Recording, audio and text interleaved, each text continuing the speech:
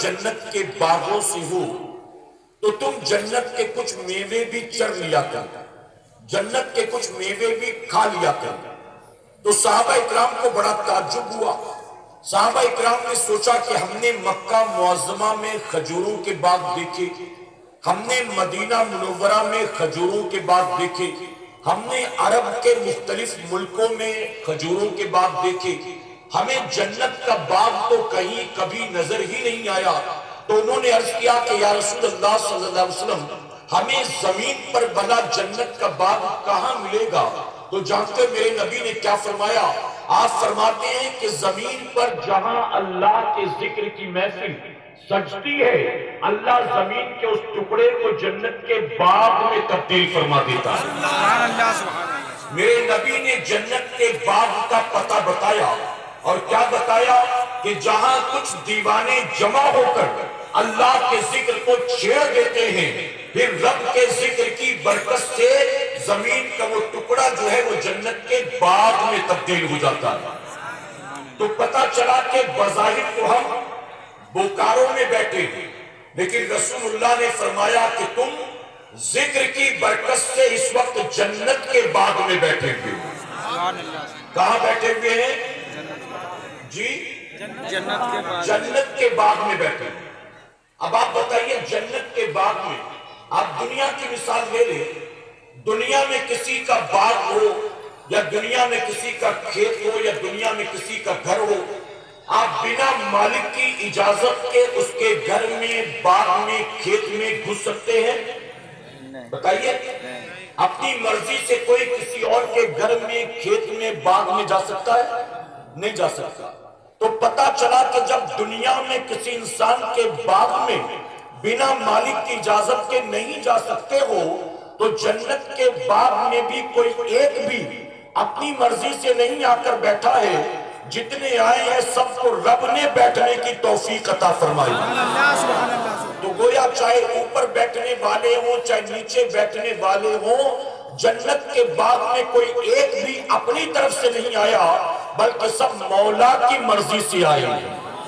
اسی لیے ہم کہتے ہیں یہ محفل وہ محفل ہے جہاں آیا نہیں جاتا، جہاں رب کی طرف سے بلایا جاتا ہے۔ آپ بتائیے، اس اجتماع کی دعوت کہاں کہاں کتنوں تک پہنچی ہوگی؟ پوسٹرز بھی دیکھے ہوں گے، سوشل میڈیا پر اعلان بھی سنا ہوگا، جمعہ میں بھی اعلانات ہوئے ہوں گے، لیکن جن جن لوگوں کے کانوں تک دعوت پہنچی، کیا وہ سب کے سب یہاں پہنچے؟ میرے پیارے آقا کے پیروانوں، آپ کے بوکاروں میں نکل کر تلاش کریں تو میں منبر رسول پر موجود ہوں، علماء کی موجودگی میں ذمہ داری سے کہوں گا کہ کئی بوکاروں کے مرد ایسے ہوں گے، جوان ایسے ہوں گے جو ابھی بھی بوکاروں کے ہو کر بھی گھر میں بیٹھے ہوئے ہیں کہ ان کو اللہ نے آنے کی توفیق نہیں دی۔ اور آپ دیکھیں کہ جو میرے دائیں بیٹھے ہمارے مولانا محمود صاحب، ہمارے ساتھی تبریز انصاری صاحب، یہ 450 کلومیٹر کا سفر طے کر کے یہاں آئے ہیں۔ یہ ہمارے مولانا اورنگ آباد بہار سے سفر طے کر کے آئے ہوئے سرفراز نجمی صاحب۔ آپ ذرا سوچیں تو پتا چلا کہ جتنے بھی آئے ہیں، چاہے اوپر بیٹھے ہو چاہے نیچے بیٹھے ہو، چاہے آگے والے ہو چاہے پیچھے والے ہو، ایک بھی اپنی مرضی سے نہیں آیا، سب میرے مولا کی توفیق سے آئے۔ اور میرے پیارے آقا کے پیروانوں، اللہ نے اپنے باغ میں بیٹھنے کی توفیق دی۔ یہ رب کا کتنا کرم ہے نا، یہ رب کا کتنا کرم ہے کہ آج ہمارا میزبان کوئی اور نہیں ہے۔ اگر اللہ کے ذکر کی محفل میں آئے ہو، جنت کے باغ میں بیٹھے ہو، تو ظاہر ہے کہ آج ہمارا میزبان بوکاروں کے مبلغین یا ذمہ داران نہیں ہے۔ آج جس کے باغ میں بیٹھے ہیں وہ رب خود ہمارا میزبان ہے، ہم اس کے مہمان ہیں۔ ہمیں رب کا شکر ادا کرنا چاہیے۔ میرے پیارے آقا علیہ الصلوۃ والتسلیم کے پیروان، اب آپ مجھے بتائیں جنت کے باغ میں، اچھا بہت سارے نوجوان جو ڈاکٹر کی تقریر سنتے ہیں، انجینئر کی تقریر سنتے ہیں، علماء کا بیان نہیں سنتے، بہت سارے پڑھے لکھے یونیورسٹی میں کالج میں پڑھنے والے انجینئرنگ کرنے والے نیٹ کرنے والے کانوینٹ کے پڑھے لکھے ان کو جمعہ میں اپنی مسجد کے امام کی تقریر اچھی نہیں لگتی، وہ یوٹیوب پہ ڈھونڈ ڈھونڈ کے کبھی ڈاکٹر کی کبھی انجینئر کی تقریر سنتے ہیں۔ میرے پیارے آقا کے پیروانوں، ایسوں کی تقریر سننے والے کبھی کبھی سوال کرتے ہیں کہ آپ کہتے ہیں کہ یہ جنت کا باغ ہے، تو اگر جنت کا باغ ہے تو جنت کے باغ کی طرح کچھ نظر تو آنا چاہیے، نہ دائیں دیکھنے پر جنت نظر آتی ہے نہ بائیں دیکھنے پر جنت نظر آتی ہے، یعنی ہر چیز میں جو لاجک ڈھونڈا کرتے ہیں نا وہ اس میں بھی لاجک ڈھونڈتے ہیں کہ اگر یہ جنت کا باغ ہے تو اس میں لاجک کیا ہے، جنت کے باغ کی طرح کچھ نظر تو نہیں آتا۔ تو میں کہتا ہوں میرے پیارے آقا کے پیروانوں، اگر کسی مولوی نے کسی مبلغ نے کسی مفتی نے کہا ہوتا تو ہم بھی اسے جنت کا باغ نہ مانتے، ہم بھی دائیں بائیں دیکھتے اور انکار کر دیتے کہ نہیں نہیں یہ تو جنت کا باغ نہیں ہے، لیکن ہم اسے جنت کا باغ مانتے ہیں اور بنا کسی لاجک کے بنا کسی دلیل کے مانتے ہیں، کیونکہ اسے جنت کا باغ اس نے کہا ہے جس نے ہمیں اللہ کا پتہ بتایا ہے۔ میرے نبی نے قرآن لا کر دے دیا، کہا یہ اللہ کا کلام ہے۔ کسی صحابی نے کہا کہ اللہ کا کلام ہے، کیا لاجک ہے؟ کسی نے سوال پوچھا، میرے نبی نے کہہ دیا قبر میں 3 سوال ہوں گے۔ صحابہ نے مانا کہ نہیں مانا؟ جی گوگل پہ سرچ کیا تھا کسی نے؟ کسی ڈاکٹر انجینئر کے پاس گئے تھے جسٹیفائی کرنے کے لیے؟ رسول اللہ نے فرمایا کہ قیامت کا دن آئے گا، حساب کتاب ہوگا۔ بتائیے صحابہ نے تسلیم کیا کہ نہیں کیا؟ اور میرے پیارے آقا کے پیروانوں، ہم اسے جنت کا باغ مانتے ہیں۔ جانتے ہو کیوں مانتے ہیں؟ ابھی شب معراج رخصت ہوئی ہے، جب میرے آقا سفر معراج سے واپس آئے تو صحابہ اکرام نے گھیرا اور گھیر کر کہا یا رسول اللہ صلی اللہ علیہ وسلم، ہم نے تو اللہ کو آج تک نہیں دیکھا، لیکن آپ تو ماتھے کی نگاہوں سے دیکھ کر آ رہے ہیں، آپ ہمیں بتائیں کہ ہمارا رب کیسا دکھائی دیتا ہے۔ اس کی وجہ کہ ہمیں تو ابو جہل بھی چھیڑتا ہے، ابو لہب بھی چھیڑتا ہے، عتبہ شیبہ بھی تنگ کرتے ہیں، ہم سے کہتے ہیں کہ جس کو تم نے دیکھا نہیں اس کو تم نے خدا مان لیا، جس کی آواز کو تم نے سنا نہیں، جس کو کبھی تم نے محسوس کیا نہیں، تم اس کو خدا مانتے ہو۔ نہ تم نے کبھی اسے دیکھا، نہ تمہارے محمد نے کبھی اسے دیکھا صلی اللہ علیہ وسلم، تم اسے بن دیکھے مانتے ہو۔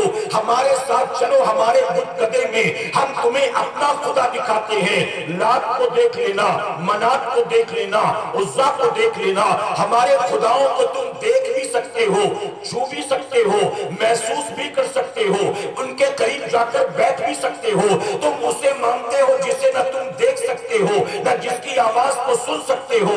یا رسول اللہ، دن رات ہمیں یہ ظالم پریشان کرتے ہیں، کم سے کم آپ ہمیں بتا دیں ہمارا رب کیسا دکھائی دیتا ہے تاکہ ہم ان کو جواب دے سکیں۔ تو جانتے میرے نبی نے کیا فرمایا تھا؟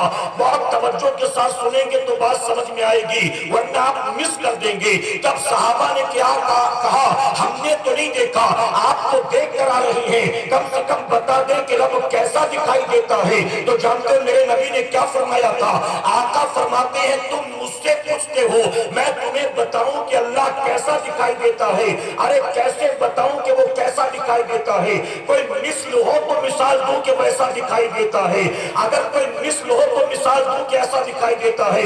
جب میرے نبی نے فرمایا وہ کیسا ہے، تمہیں کیسے بتاؤں کہ کیسا ہے؟ کوئی مثال ہی نہیں ہے کہ کیسے بتاؤں کہ کیسا ہے۔ تو جب جو صحابہ نے پھر زبان دراز نہیں کیا، بلکہ سارے صحابہ ایک آواز ہو کر بے ساختہ پکار اٹھے، ایک دیکھنے والے کا کہا مان لیا ہے، ایک دیکھنے والے کا کہا مان لیا ہے، بن دیکھے تجھے ہم نے خدا مان لیا ہے۔